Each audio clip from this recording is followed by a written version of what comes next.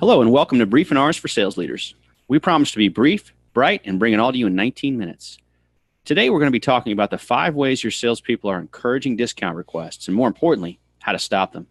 This is Will Brooks, and I'm joined today by Steve Hackett, Regional Vice President of Sales.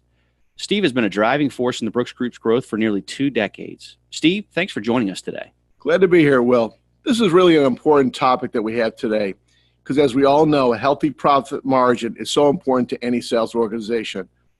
But as we continue to see competition increase and buyers becoming much more savvy, our salespeople have come to expect pushback on price. And when they can even be shocked if they don't get it. Yeah, it's become almost a given in today's marketplace.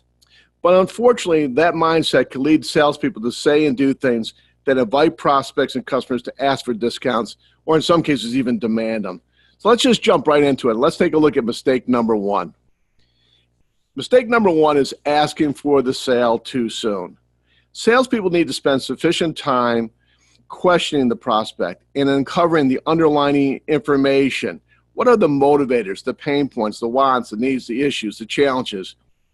If your salespeople ask for the sale before they prove their credibility and build value, it encourages prospects and customers to focus only on the price and be very skeptical of it. You know, Steve, that's such a great point to start with. So often we've seen salespeople focused on themselves and their ultimate goal of making the sale, and that causes them to overlook what the customer really needs. They rush through the questioning phase of the sales process, jump right to the close, and they haven't uncovered the reasons why these folks even want to buy something. And so obviously without building value, what they're doing is it boils down to a question of price.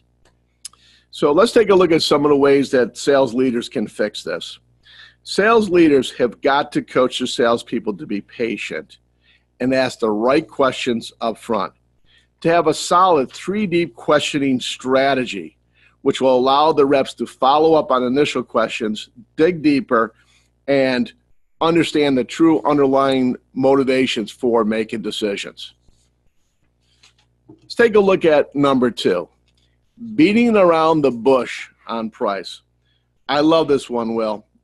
Many salespeople will change the subject when asked about price.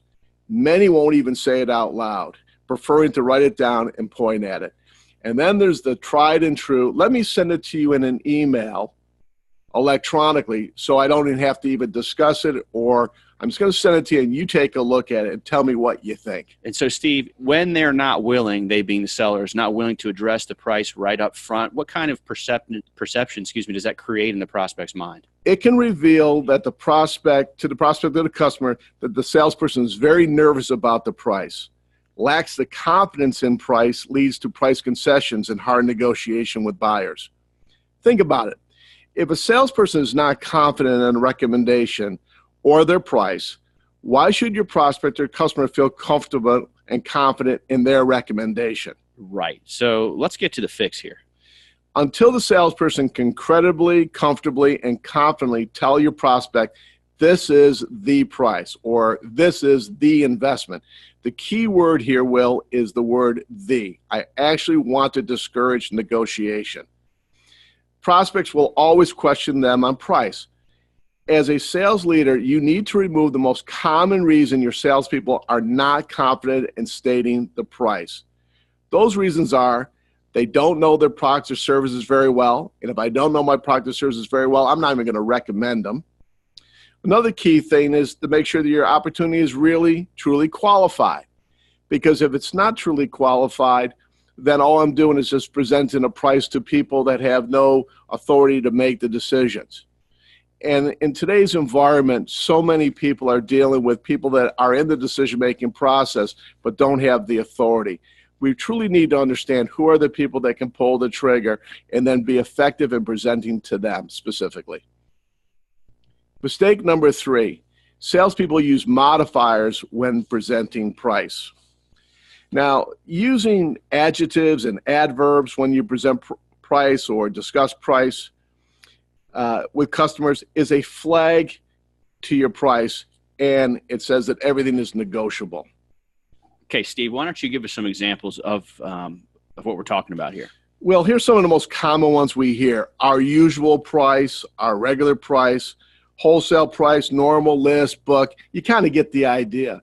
there's so many things that we put in front of the price that it's confusing to the buyer because they don't really know what the price is, and frankly, well, all they care about is what their price Right. is. So all of a sudden I'm like, Steve, that's great. I understand this is your list price or your normal pricing for other customers, but what is my special price? Words are tools to salespeople. You should educate and coach your sales team on the impact that they actually have. Confidence in presenting price comes from understanding the value that you bring to your customers and prospects and how to apply your product or services to solve their problems or deliver their results. If they haven't done their due diligence with research and questioning the prospect or customers, they're never going to be sure about what it is that they need to present, and they can't confuse the buyers. Number 4, they use phrases like cushioning the blow. I love this one, Will. People expect to pay something for their product or services. And they expect that to be a fair and a justifiable price. That's what they're looking to actually do. But when I say, are you sitting down, like to cushion the blow, all we're doing is adding to the confusion that buyers already have that always signal to the prospect or customer that everything is negotiable, or worse, what do I need to do to earn your business? So Steve, what are some examples of cushioning here? A few ones that you hear on a very common basis. Since you're one of our largest customers, maybe we can work with you a little on this price. Hey, let me see what I can do. Or the old tried and true one, tell me where we need to be. When we use terms like this, you might as well put the neon bullseye on our chest and say, go ahead and beat me.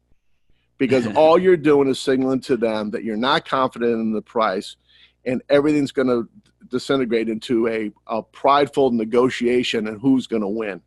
Mm-hmm. So what's the fix for this? The fix is this: coach salespeople to build value so price is less of an issue.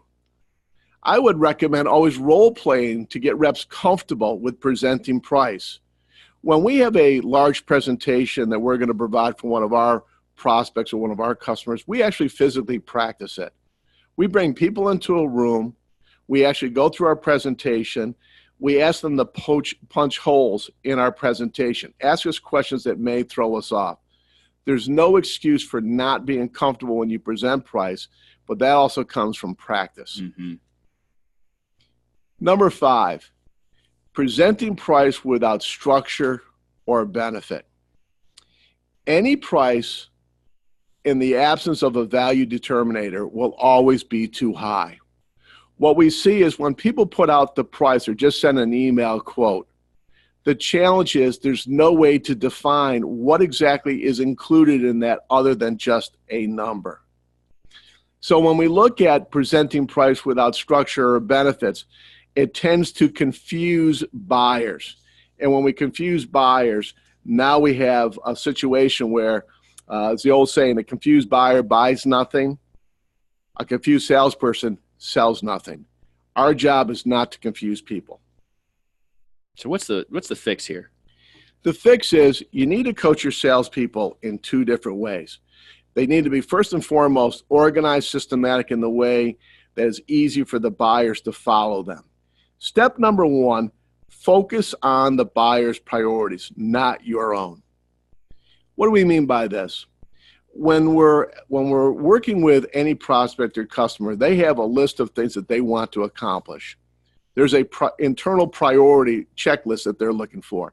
We need to focus in on only those things that they told us, or verbalized to us, are the most significant and important things to them about this decision. Not things that we think, but things that they've told us. Number 2, connect the recommendation with phrases like this. And here's how we address that situation or solve this problem or this issue. Here's your expected return on how we track it. We need to tie the recommendation that we make to the specific issues or challenges that they've asked us to address. Connecting those dots allows someone to internally buy what it is that you're saying. So, Steve, that was a lot of really good insight there. I know that presenting price is an area that the majority of sales professionals we deal with want to improve on, especially in this climate of fierce competition. We actually have a public seminar coming up in September that teaches reps the strategies for selling against lower price competitors. You know, you're absolutely right, Will. Price presentation is an area that reps crave, and they also crave the coaching and direction on how to effectively present that price. And it really makes for a great subject to cover during one of your sales meetings. I want to remind our sales audience to keep an eye out for an email with a recording of today's presentation and the free download, the 4 rules for presenting price. This could be the great basis for your next sales meeting, an effective way to start to develop those habits that your sales team needs to be effective in today's market. Excellent. Well, so Steve, I got some really good news. It looks like we have time to address a few questions that were submitted to us earlier in the week. So let's get started with the first question. It's coming from someone by the name of Roy. And Roy asks, how do you deal with someone who asks how much your product or solution costs within the first few minutes of the meeting? And by the way, Steve, this happens all the time, doesn't it? Yeah, it sure does, Will. It's a great question by Roy. And Roy, you're not the first salesperson to ever ask this question. There's a basic principle in sales: never quote price to an unsold buyer. Now, think about this just for a second. Any number that you give them will always be too high in the absence of a value determinator. So what happens is, there's a timing that you want to have when you present price. And it's only after you truly understand exactly what it is that they're looking for, what their priorities are, so that we have the best chance of tying whatever our services or our products are to build that value, stack those benefits to address their priorities. But in the absence of a value determinator, all price is going to be too high. So avoid it. You may want to use a technique like this. We have a variety of different prices based upon our different features and benefits and volumes. What I really like to know is exactly what those things are, and then I'll be happy to give you the price to the penny. Use techniques just to delay the price until you really understand what it is that they're looking for. Another thing, there's another underlying with that one too, is this. Be careful of falling into the trap of people that are not the decision makers who are asking you for the price.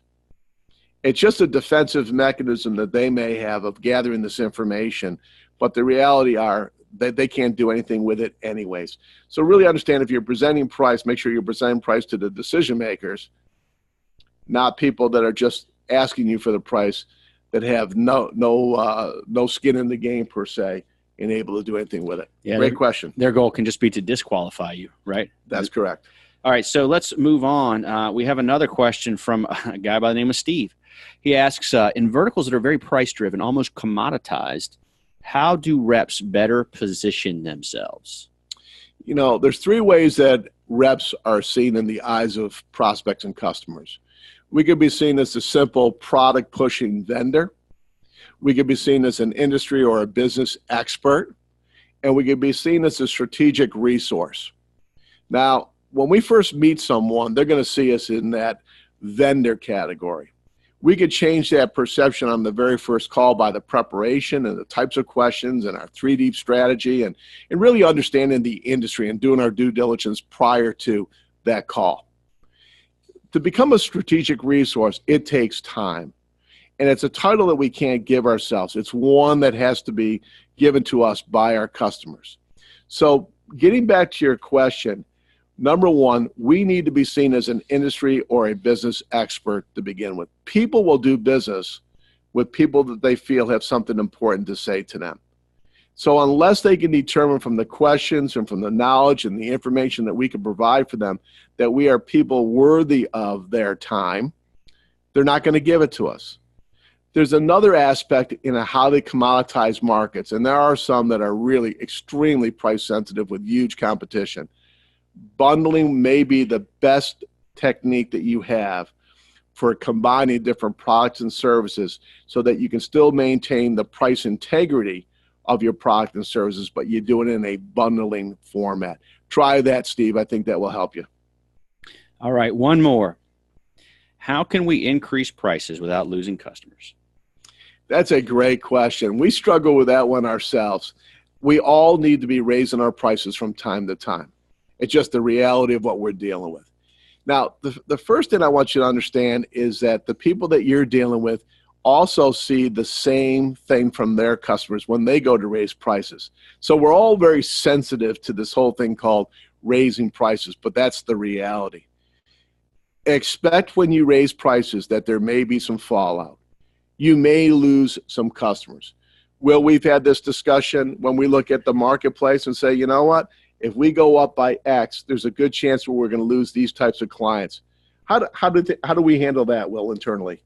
Unfortunately, we just got to accept it sometimes as a fact of reality. I mean, you can't afford to do business with everybody, Steve. I mean, you take a calculated risk and you know you're going to lose X percent of your customer base, and you say, yeah, that's too bad. We do what we can to retain them, but unfortunately, it happens. But the reality is, too, that if there are some people that really, not all business is good business, and sometimes you have to lose some people in order to allow you to have the time and the resources to really benefit those people that are your best customers. So we have gone through this. We have raised prices. We've lost some, but we've also, over that period of time, picked up some of the best and most loyal customers that we have today. And we've grown the business. Excellent. All right, Steve. Well, it looks like that's all the time we have for today. I think that if I were to sum up our conversation today, it's really about, being patient in the sales process, uncovering needs and wants. Don't just rush to try to close. Use words carefully. Make sure you're quoting the price, not cushioning the blow, not using the qualifiers. I want to really quickly talk about our How to Sell Against Lower Price Competition workshop. This one referenced on the slide here is actually an open enrollment format, so it's open to the public. You can see some of the details there on the slide. Definitely a deeper dive into a lot of the stuff we just talked about. We also offer this program in a private setting, meaning for an in-house team. So, Steve, in closing, I really appreciate all the insight today. I hope the listeners enjoyed what they heard. As always, folks, feel free to reach out to us with any questions, and we look forward to having you on our next Briefinar. Thanks for joining us today.